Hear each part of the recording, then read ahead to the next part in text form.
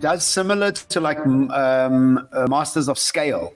He's got these like pop outs and then pop ins, and very smart the way he edits. His questions were good, but I also really had a lot of empathy for him. You know, he's got a daughter with special needs, and I didn't know that, and it really got me engaged with him. You know, and I felt him. You know. It was hard. Yeah, no, he opened up with the same thing with me, actually. Like, asked me some straight up front, like, personal questions, get the vulnerability juices flowing, and then we went in. So yeah, tactical. Okay, so I'm gonna get going.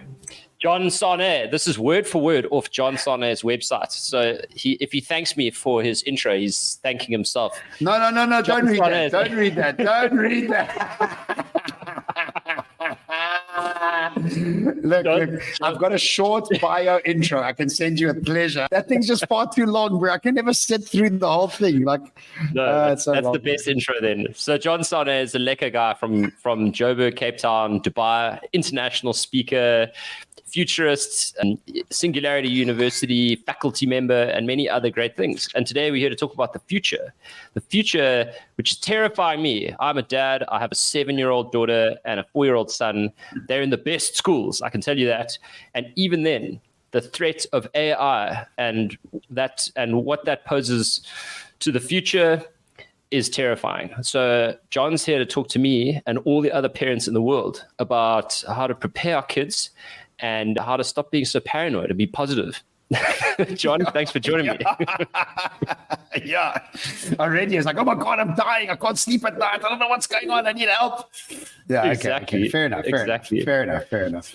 So, John, I think it's like that for everybody, Jonno. I don't think you're alone, bro. So I think it's like that for a lot of people. So you've been this futurist, and I've been to a lot of your talks, and it's always like, it's like winter is coming, like the AI is coming, the world's going to change. And like in December last year, 2022, ChatGPT drops. How's your life changed? Or what have the biggest changes in your life been since that happened?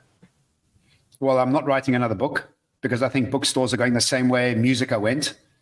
And how Vodacom shops, you were selling airtime, and now they're just selling phones and data, and soon data will be free as well. And just like DVD stores left, and just like cinemas are much quieter, exactly the same thing's going to happen to words. And most people are like, no way, you grew it, whatever. Where's Musica? I don't know. What happened to it? It's what I always ask my audiences. Do we go to Virgin Records or HMV like we used to? No, it's not around anymore, right? And so it's the same thing. So first thing, I stopped writing book. Second thing is I downscaled my teams. I now have a much more affordable personal assistant. I let go of my business manager after 5 years. I realized that I could do a lot of what she was doing using ChatGPT 3. And I've just upgraded to ChatGPT 3 Plus, which just is even 100 times better. You're paying $20 a month for a PA, basically. Exactly, bro. Exactly. I mean, can you believe it? But let's zoom out quickly, because if we just backtrack and understand that it used to cost a lot of money, or there was a lot of value in a family growing oranges 300-400 years ago. Today, oranges cost you nothing because why? Because machines are doing all of it. And so now we are very comfortable with paying whatever small amounts of money for a glass of orange juice, whereas 300 years ago, that wasn't a cheap thing. In fact, I don't think you would even juice oranges because they were an expensive commodity, most probably. And so today we take a lot for granted. And where we are today is just another layer of something becoming more accessible, freer. Just like Encyclopedia Britannica is not around anymore because Google's just taken over. This is just the next layer.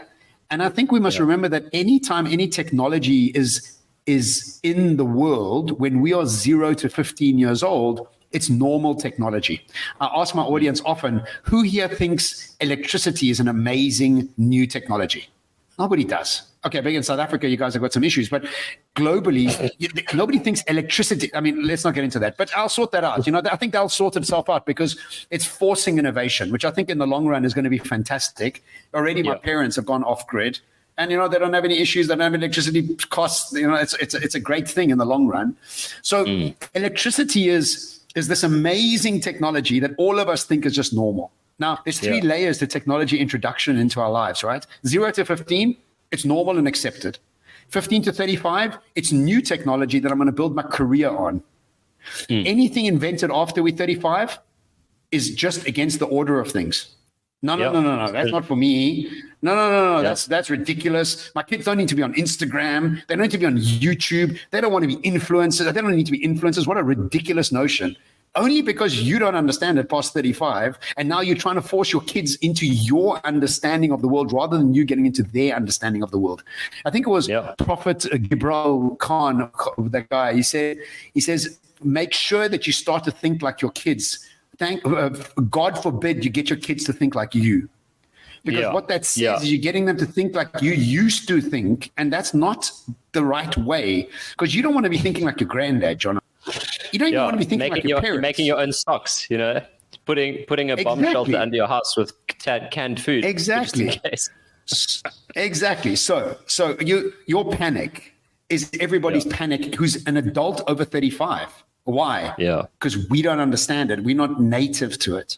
So there's no silver bullet. The only silver bullet I have really come to grips with is the next few things I'll say. One, your ideas of the future need to be strong opinions held loosely.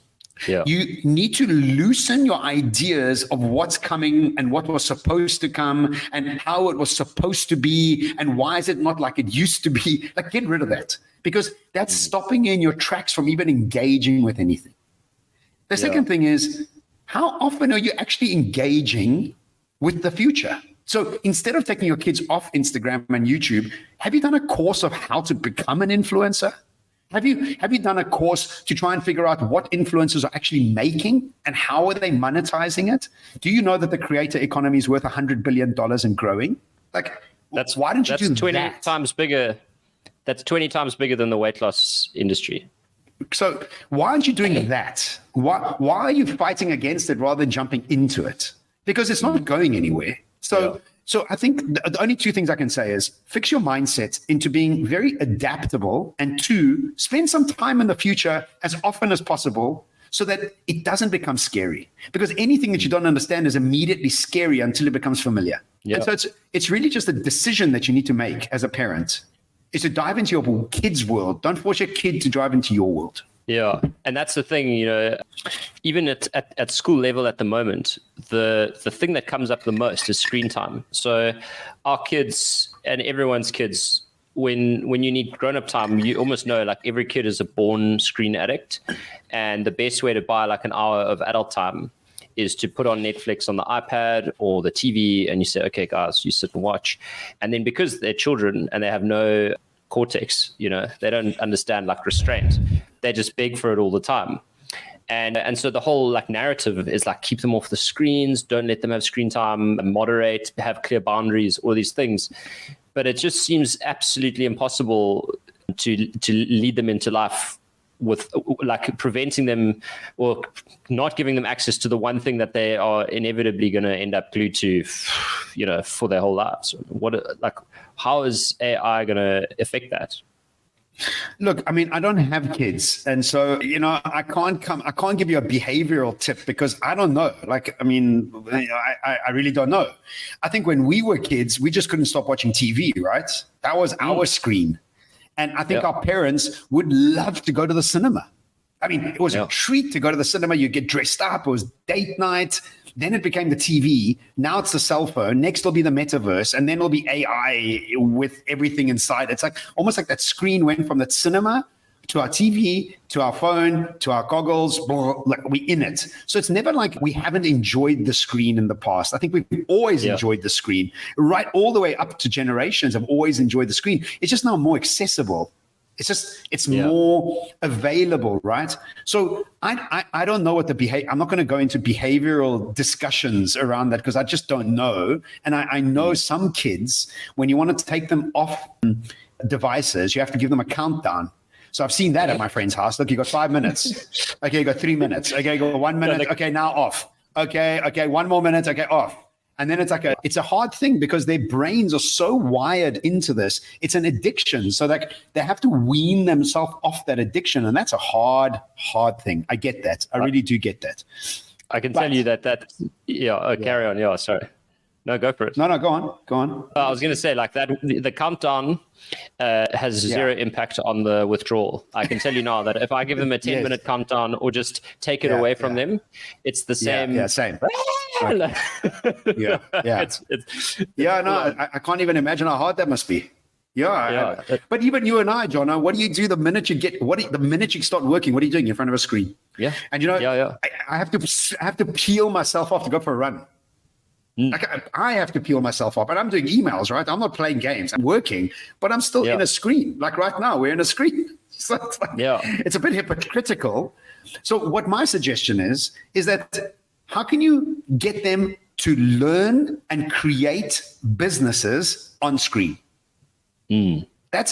It's not about taking them off the screen. It's about using the screen in preparing them for the future. Now, we've all seen the influencers, the 5-year-old influencers, all the way up to 15, 20. I mean, every age has got an influencer.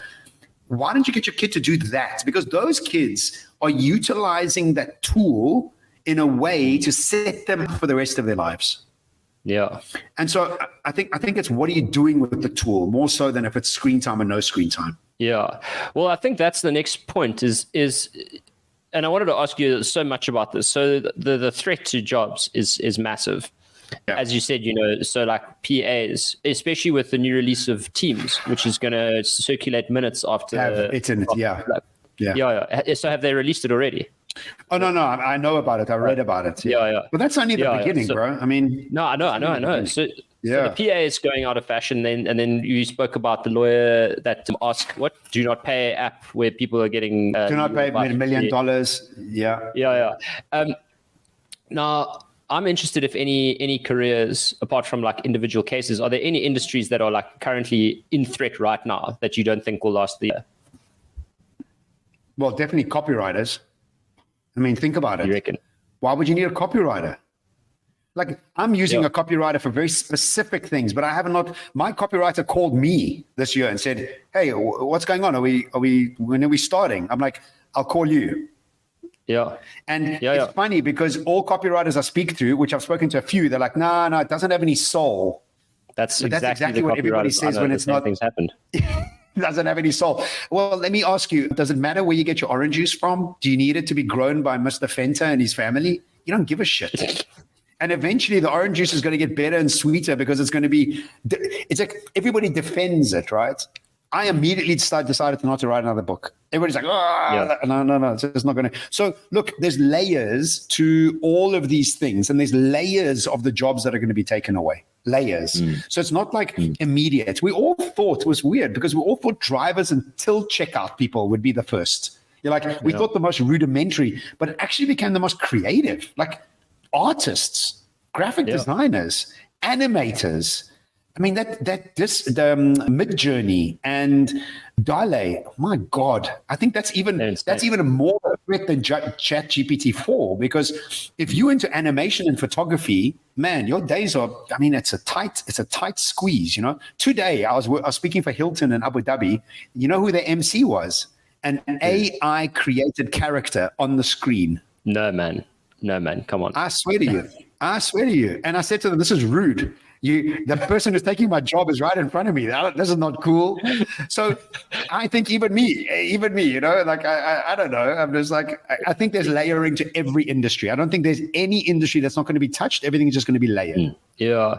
And one of the things you spoke about in the past, and I suppose I'm interested in both sides, on the consumer side and the production side, is, story creation, movie creation. And you spoke about people developing, or like the AI developing movie scripts that are then just produced into animated movies. And then on the consumer front, you spoke about a consumer just being able to, like, having, if the AI interface at whatever stage you're dealing with knows you and knows your triggers and your wounds, etc., it could produce a movie script to really tug at your heartstrings on the fly, in say like 5 years time. But I'm curious about like the economics of that, because on the one side, you've got humans just becoming desensitized, because you can watch the scariest movie in your life, but then the next time you watch one, it's less scary and less scary and less scary. And it's the same with, that like dopamine hit you're not getting from all the likes on Facebook. You want more and more and more. And then on the other side, how will people ever make money making film again? And what happens there? Yeah. I'm like, look, I'm blowing my own mind even asking this question. Yeah. Geez, well, I'm such a good interviewer, hey, Jonno? Is that what you're saying to yourself? Like, just my own question was mind blowing. Look. I think let's start off with this. Einstein said that you cannot fix the problem from the same energy that you created it from. You are sitting in the current movie maker seat and asking that question. Yeah. You can't find a way out because you're in it. And so, my worst corporate line in the world ever, think out the box. It's like the most ridiculous statement, because you're asking somebody to not be their education, not be their personality, not be their legacy thinking, and to create a business model or an idea that might disrupt their job or their salary. So you can't think out the box. Why? Because you are who you are. I'll give you the second line from Einstein. He said, the future of medicine is the medicine of frequency. So let me explain this. Is that what we are is addicted and programmed into a frequency that's linked to a high beta brainwave. A high beta brainwave has been created because of the economies of scale and industrial revolution. The industrial revolution and the economies of scale has something that it's always a panic to finish your exams, to finish your tests, to get a deadline, to hand in a report, to month end, to salary payments, to earning a salary. Did I get my budget? Everything is based on this anxiousness. Think of the term deadline. Do you feel excited talking about the deadline? No. Even the language is not conducive to excitement. It's conducive to dread. Okay. Yeah. So since we were kids, we got nervous for our tests. And then when we finished, we went to university and got nervous for our exams. And then when we finished, we went to work and got nervous for our boss and the report and the quarterly. But it's this continuous process of being addicted to high beta. What high beta does, it puts us into a low frequency of stress. Now, when you're in a low frequency of stress, you don't even realize you're in a low frequency of stress because this is just normal to you. Now, when you start to meditate and start changing your neuroscience and start to think about the way you think, and you start to change your frequency, all of a sudden, solutions that you weren't seeing before are available to you. Why? Because you put yourself into a creative zone, not a survival zone. Now, when you get into a creative zone, you start to see things that you wouldn't have otherwise seen. You started off this interview with, I'm petrified for my children. I have no idea what they're going to be doing. You're coming from a high beta brainwave without realizing you're coming from a high beta brainwave, and then panicking about the fact that you can't see a solution because you're in the problem. There's a great line that says, if you're complaining about traffic, you are the traffic. Yeah, that's actually a good And so you are part of the problem, trying to figure out the future from the problem. So what is the future? I don't know. Nobody knows. But if you don't change your frequency, you will never find out. And so that's why Einstein said the future of medicine is the future of medicine is frequency-based medicine. And so what does that mean? It means that, when you're hanging around people that you don't like and they've got low energy, you'll say to your wife, I don't like those people. They've got low energy. What you're actually saying is they've got low frequency. Because everything is a frequency of light. Quantum science has shown us that the lowest frequency of light is matter. That's why your desk is solid. But actually, quantum science is proving it to us that actually it's appearing and disappearing billion times a second. So it gives us the illusion of density, but it's actually not dense if you really go down to the heart of it. Okay. Then when you like somebody, like you like me, you'll tell your wife, geez, man, I like hanging around with John. Why? Because you've got high energy. Like he's got high frequency because he's worked on it. He's less dense. So he's got a different access to different information. And I like being around that. I'm being facetious, but I'm saying about anybody out there, right? Dalai Lama, whoever, like amazing, right? I'll give you that, John. That's fine. Yeah. Thank you. Thank you very much. Thank you. I mean, I'll take the compliment I gave myself. Thank you so much. Yes, you're amazing. So think about this, is that when you are in a low frequency, when you've got bad energy, when you are stressed all the time, you have diseases attached to your frequency. The radio frequency that you're listening into has got diseases attached to it. Now, when you go to meditation retreats and you go to these places that increase your frequency based on a process of changing your neuroscience, your disease falls off you. Why? Because the disease isn't linked to the new frequency, it's linked to the old frequency. So it's like listening to a radio station. You've changed radio stations. And so that's why Einstein said the future of medicine is the future of frequency. So when you're asking me that question, your frequency can't see an opportunity. And before you've even started looking for one, you panic. Yeah.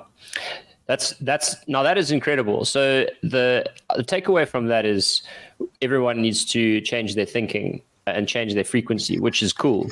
Now on a less instructive level, like so without the advice, there's also a prediction, like this could go many, many different ways. The perfect way is that AI saves the world. Everyone's got food and love and connection and it's awesome. The other way is like 50%. If all of the jobs that go down as a result of AI do go down, and there are a whole lot of people who don't manage to get out of the traffic and see it from the outside, and maybe they don't get their jobs. How do you see the world unfolding now with AI taking lots of jobs away? That's not a morbid question, by the way. Yeah. 98% of the human population were farmers, bro, before the steam engine arrived. Are you a farmer, Jonno? Do you know people that are farmers? Yes, I mean, you feed your family lavender. That's how you survive. What I'm saying is today, 1.2% of the human population farms. And we're still getting going. Yeah. So technology doesn't stop things. It creates things. If you go onto Fiverr now, you'll see 5 new jobs. Mid-Journey artist, copyright, Mid-Journey. Mid-Journey is like DALL-E 2. It's like an arts platform.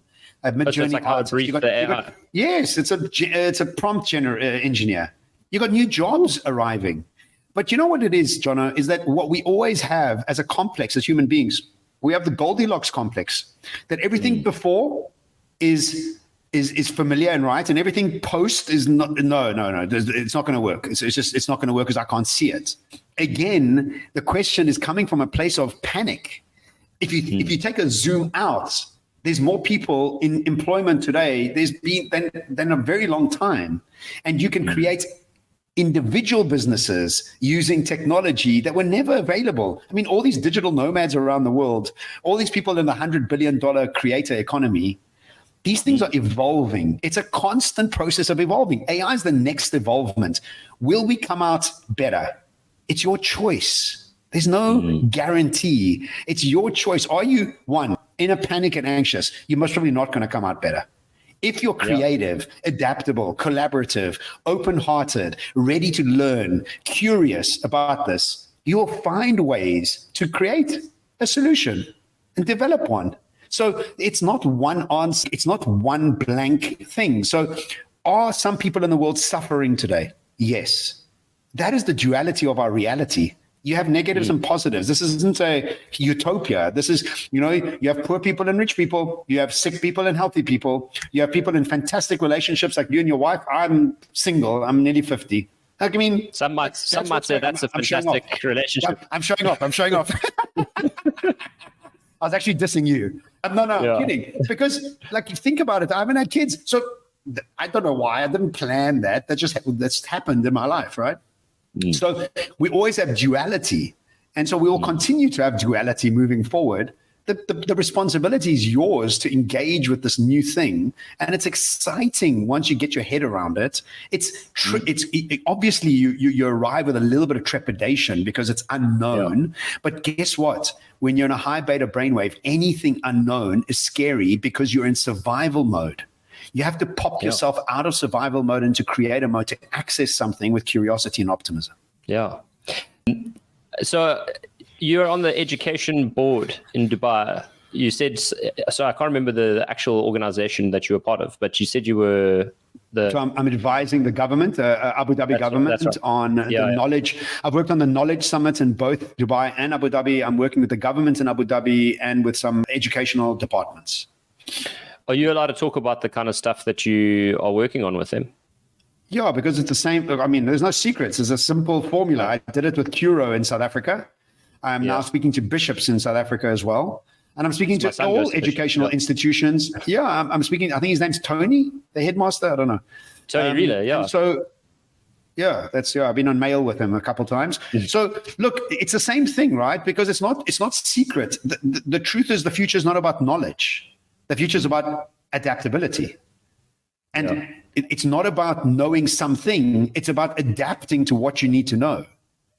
And so it's a two-pronged approach. The last 200 years has been about IQ. The next phase will be about AQ, which is about awareness and adaptability quotient. It's about the adaptability of the way you engage with a fast-changing world that gives you one step ahead of everybody else. And that's what makes you actually successful in that sort of currency. So how do you become aware and adaptable? And there's only, for me, it's a simple formula. The way you become aware is you do what you are fascinated by, curious by, and excited by. Because when you are curious, excited, and fascinated with the topic, you are hyper aware that anything about that world is coming to you, around you. You research it forever, like I do. I'm constantly researching this topic. Why? I just absolutely love it. And I don't know why I love it. It's just what I've always loved since I was a kid. So I'm naturally aware. So now what happens when I'm aware is that I've got 1,000 different data points coming into my head because I am so aware. The second thing that happens is I become naturally adaptable because I'm not doing something for an outcome. I'm doing it based on my curiosity of that topic. And I'm constantly changing. So the minute I see ChatGPT, I'm not scared. I'm engaging. I'm doing a workshop. Now I'm selling workshops. It just happened. Like, that's next. So now why is nobody else doing it? I'm not an expert. I'm just researching like everybody else. I'm going to the Abu Dhabi education. I never studied this. I'm just constantly researching what I am curious about.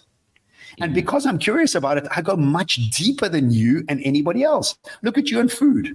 It's just what you're curious about. And so you just dive deep. Did you ever go to school? Maybe you did, but I mean, that's not what set you apart. That's not what made you a best-selling book, is your absolute fascination and curiosity at the topic. So you've got to think about the future, not in terms of what are they learning, but how are they learning? And what is the skill that you're giving them in order to be able to continuously evolve without getting stuck?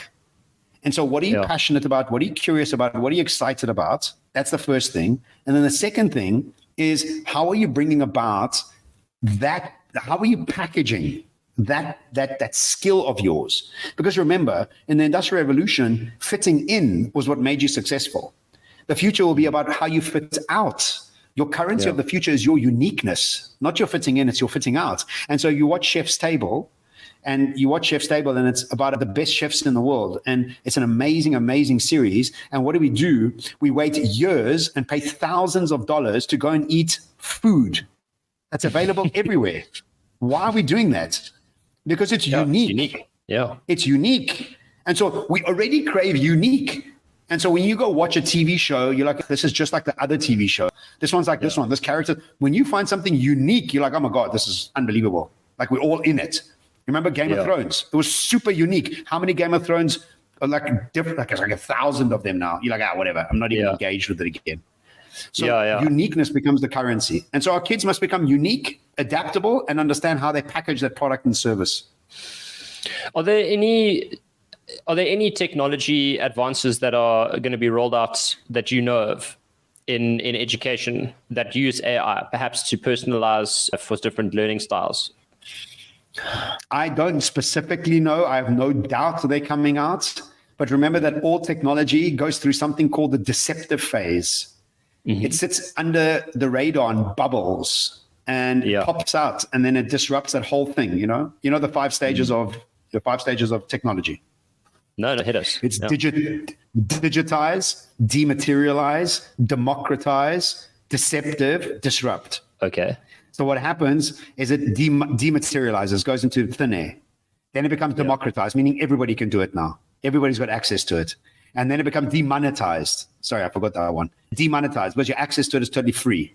And then it becomes deceptive. It's bubbling, all under. And then boom, pops out, disrupts a whole sector overnight. WhatsApp did that. Instagram did that, or digital photos did that. YouTube is doing that to education. And so it's deceptive. Nobody thinks YouTube is an education platform. The future of universities is YouTube, dude. You get better and better and better free education on YouTube on anything that you want to learn about anything, anywhere, at any time. And it's free. That's true. Yeah. And so this is going to become the future, So do you think that like your Ivy League universities are going to be decentralized off campus and go online, or do you think these digital platforms are going to just make them insignificant? I think that there's different types of people, and different types of people need different types of education, honestly. And I tell you why. I was useless at academia. Useless. Yeah. I was just terrible. And because the schooling system was built for 25% of the human population. The other 25% was super hardworking, that would put in the effort. And the other 50% just couldn't give a shit. They would just irritate like me. I hated it. Don't tell me to stick in the rule. I can't stand it. And so, some people thrive there. So I don't think there's one answer for everybody. I think everybody's got their own vibe. And so if you want to go to that university, I imagine they will evolve and they will teach you different things. But I think the opportunity for people like me and like you that didn't fit into that mold, we have many more opportunities now. And in fact, maybe even have better lives because we've got so much more freedom. We don't have to fit into those systems. But I think it's I don't think it's a one size fits all. I think it's everybody for everything. There's different things. But I do think that universities are going to start taking strain. And because of ChatGPT-3, because the minute you start seeing a university trying to put a platform in to check if people aren't using ChatGPT-3, it's like saying, we want to make sure you didn't use a calculator. Like, get over it. Calculators are not normal to have a calculator. And we want to make sure you didn't use electricity. We want to make sure you farm that not using a tractor. We want to make sure you didn't use a computer to write out. I mean, think about all the things that we take for granted today that just 10 or 15, 20 years ago were like, no, that's cheating. Now it's not cheating. It's like, okay, that's normal. So universities are going to take a lot of strain because the sort of critical thinking has been taken over by ChatGPT. And again, I don't know if critical thinking is important because remember, critical thinking is about where we are now. When you change your frequency, maybe critical thinking is not important. Maybe it's an emotional intelligence that's much more aware than critical thinking. We're just logged into critical thinking right now because analytical thinking, logical thinking was prized over the Industrial Revolution. But that's changing. So I don't know what the answer is. I'm just saying we also stuck into critical thinking. Maybe that's not the thing. Maybe that's just a left brain programming that was necessary. When you engage with your right brain, maybe critical thinking is not important. Just like your physicality is not that important because we're not in the agricultural times. It doesn't really matter if you're that strong. You're going to still eat. I would argue that it's still useful to for finding a mate. Physicality. No, but what I'm saying is if you're weak today, you can go to a shop and buy food. If you're weak 500 years ago, you couldn't work the fields. You would starve to death.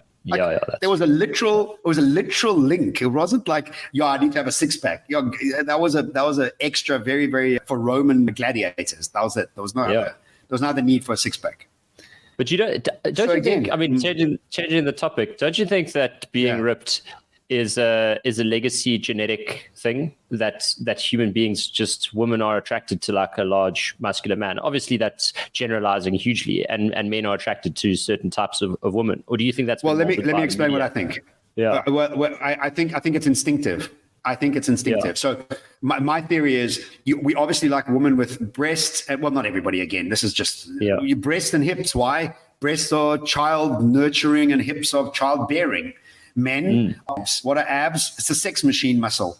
So like the more abs you have, the more you can give strokes, right? So that's the sort of like psychology behind it, right? And then the muscle is testosterone and the height is power. And so these are all instinctive. They're instinctive. You don't even know you're doing it. And so, of course, we are still primal animals. And I read something the other day, is if you stop being horny, you're not healthy. Being horny means you're healthy, which is, that's great, because I always thought there was something wrong with me. Now I'm just realized I'm healthy. So I feel much better about myself now. So I think it's just instinctive. And I think obviously the media's got a lot to do with it, obviously, but still I think it's quite instinctive. I think we've always been attracted to these sort of things. You blew my mind again just now when you were talking about education, and it's so scary to think about the fact that writing an essay is becoming what making your own socks used to be like. It's like, exactly. You have to write this essay and you have to do it yourself without your imagination. But like actually today, there is very little point in learning how to write an essay, because what you can fit all the data into ChatGPT and ask it to just spit out a summary and then it'll do it. So writing an essay might become a totally redundant skill. Yet we're still teaching, but like now we're teaching in university. So how do you think that's going to change? Well, again, we only think of critical thinking as a skill set required in the job market based on the world we have around us without AI. Yeah. Like, do you need to know how to start a fire, Jonno? No, you have a stove. I mean, you do, but you don't need it. You're still going to eat. You don't need it. Yeah. It's like a nice to have. It's almost like a luxury. Like I went camping because I went. It's expensive. Poor people don't like to go camping, dude. Yeah, exactly. They want to go. Like my African friends are like, I'm not going camping, bro. Like we had to live like that. Now I'm not. I want to live in a 5-star hotel. But like it's a luxury to do that, right? So totally. So I think we also have to realize that critical thinking is what we need now. But AI has arrived. Like, why would you need that? I mean, look, I don't have the answers. All I'm saying is we must always investigate our questions and actually where they come from and why we think that that's most important only because it's familiar to you. Only. So do you need to know how to run like maths? Well, you got a calculator. Like, not really. No, you don't. Yeah. So, I don't know what the answer is. I just know that our questions need to become, remember I said, strong opinions held loosely. Your opinions about the future are not necessarily the right ones. All of totally. Like when the insurance companies are like, they need to ask a question about a marketing campaign and they're trying to get the price right on a product. And then they have to bring in a quant. And the quant is like someone who studied, all of that stuff, all the heavy maths for 13 or 15 years. That's once all that knowledge is in the machine, that the quant won't be a necessary human being anymore. Exactly. They're like, ask the quant in normal voice, like, what will happen if we change the price of this? And the quant will be like, you can charge 275 Rand a month for that. No, it's scary for them. No, it's very scary. So you spoke about the ethics, and I know you got your ear on the ground. So I'm curious about the ethical debates that are happening at the moment. Like, are there any that stand out for you and that you maybe have an opinion on? Yeah, there was some court case that just went through in the States around art that was made by AI, and they want to ban it. It's so ridiculous. It's just like protective. And finding these sort of plagiarism, and it's an issue that there's plagiarism. Dude, have you heard of the internet? Like there's no original thought. I don't know if there's any original thoughts. Everybody's building on top of everybody. Everybody's curating in new ways. The skill is not original, it's curation. So all these ethical issues are based on old ways of applying yourself to the future. Like look at Elon Musk. He opened up all his IP. That's not General Motors hasn't done that. Mercedes-Benz hasn't done that. But he's like, look, guys, it's not about this. It's about changing the world. Like, get on with it. Like, can we move forward? And so everybody that's putting these ethical processes in place are people defending old ways of thinking. And how long can you defend an old way of thinking? Like, I don't know how much longer you can do it, because eventually it's going to crack and snap. But that always happens where people defend. Everyone defends the status quo, even like safety belts. There were lobbyists against safety belts. Can you believe it? If you think about that now, lobbyists against safety belts. Well, that's such a great example. It's like now it's ridiculous. Now what we're doing is we're trying to get kids not to write essays because it's not like in 3 years it's going to be ridiculous that we ever thought that. Like, what are you talking about? There's other things to focus on. And why would you not want to evolve? Like, why would you want to stay? Because I also asked my audience this. So you don't want to evolve. Okay, let's take electricity away because that wasn't always around. Oh, no. Let's keep electricity. Okay, let's take the internet away because that's only 20 years. No. We need the internet. What? At what stage do you want to stop? Oh, no. When I don't understand it, let's stop. Yeah. Which is such a ridiculous notion. That's the most ridiculous thing, because you don't realize you're living in the future for our forefathers. You're very much in the future for people 10 years ago. But now, because the thing in the future you don't understand, no. Let's not engage with that. That's wrong. That's evil. That's not moral. You can't cheat like that. But you're drinking orange juice that was picked by a machine. Now, that's cheating. You stopped families from growing oranges a few hundred years ago. Sure.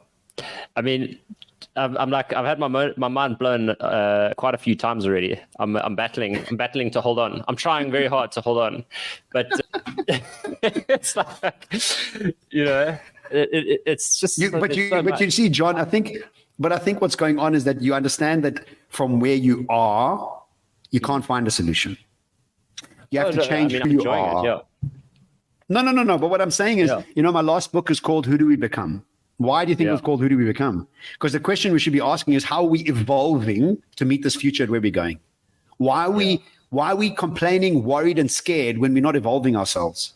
If you're not elevating your frequency, if you're not elevating your software, then of course it's going to be scary. Of course. Like, why wouldn't it be? It's taking over the old programming. So we have to evolve. This is forcing us to increase our consciousness, increase our brain state, gray matter. Alvin Toffler said it best. Alvin Toffler said, the illiterate of the 21st century won't be the ones who cannot read and cannot write. It'll be the ones who cannot unlearn to relearn. Yeah. And if you can't unlearn, you are stuck, dude. If you can't unlearn and untrigger yourself, so that means you can't unlearn, which means you're going to fight anything new. And two, you're triggered to being an 8-year-old kid, sulking, angry, and frustrated with the world that's not fitting into your own fragile, optimistic perspective of the future. You're in cuck. Because then you're going to defend something that is not point in defending. You might as well just jump into the water. It's like standing in cold water immersion and saying, I'm not doing that. I'm not fighting it. And then eventually you get in, that wasn't that hard. Well, why did you wait 7 years to do it? Like, jump in, just do it. Like, it's not that hard. Totally. So, John, this has been fascinating. And I know that you do this for a living. So you help people prepare their minds for the future. Yeah. Can you tell us a bit about your business? What do you actually do? So I know you're a speaker, but I saw on your website you have workshops and other things that you do. So my work 10 years ago started off talking about the future and drones and taxis and AI and all these amazing things that were coming. And after the first few years, I started to realize I'm actually scaring my audience more than exciting them, because it wasn't something that I was excited by it. They weren't excited by it. They were very fearful of it. Yeah. And so I started thinking to myself, that's weird. I wasn't fearful. I thought it was amazing. But then I started to realize that there was psychology.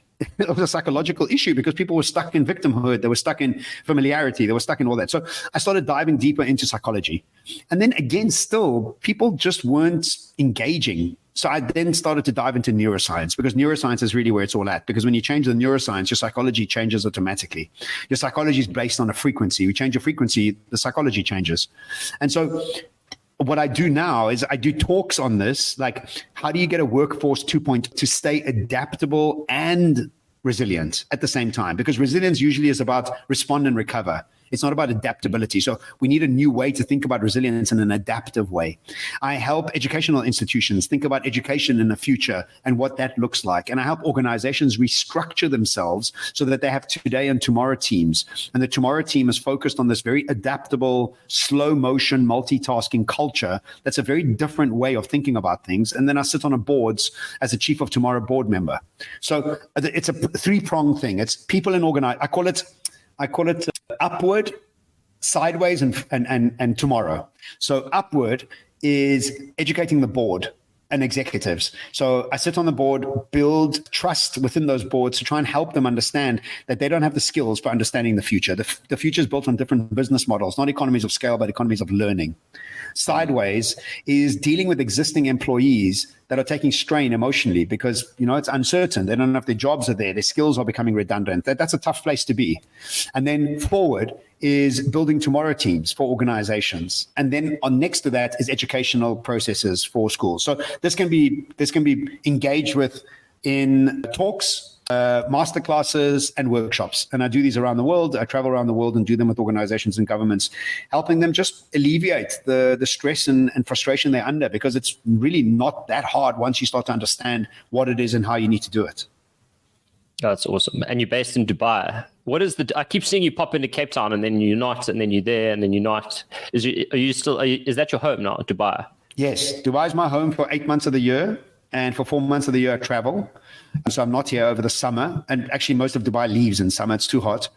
And then when I'm in Cape Town, I'm for work, So I'm getting booked for an event. So I fly into an event and leave. Or I fly into Zurich and do an event and leave. Or I fly into Mexico, wherever I'm getting booked, So Yeah, that's what I'm doing at the moment. But I've designed this, I wanted a life of nomadic living and experiencing new cities and new people. And that's kind of what I've been building for the last few years. Well, ladies and gentlemen, that is Jonno Sanei, living the dream out of Dubai. John, it's been a pleasure chatting to you. Thanks so much for joining me. My mind is blown. I'm going to go and settle down and get my adaptability hat on and stop fearing and start creating, start designing. You actually don't have to do any of that. All you have to do is change your brainwaves, and that happens automatically. Awesome. Well, thanks very much, John. I'm going to end the recording. My pleasure. For a sec. Okay. Okay. Ciao.